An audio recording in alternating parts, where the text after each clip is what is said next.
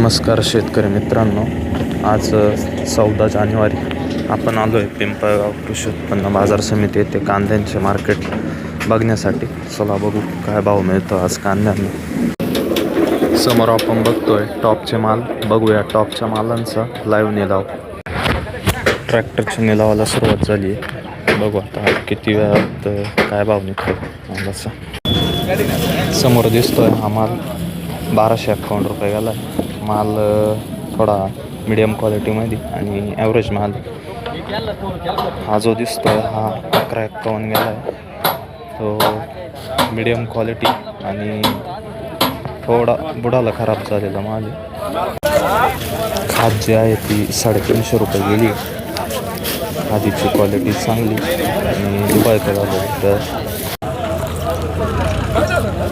हा माल 1300 रुपये गेला आहे.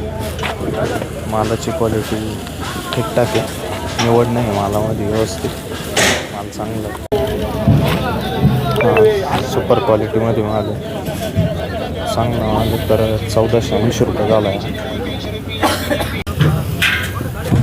एकंदरीत आज मार्केटला आवक प्रमाणात असून सरासरी भाव आहे 1200, 1300, 1350 पर्यंत होते. टॉप माल आहे 1500, 1550, 16 पर्यंत गेले.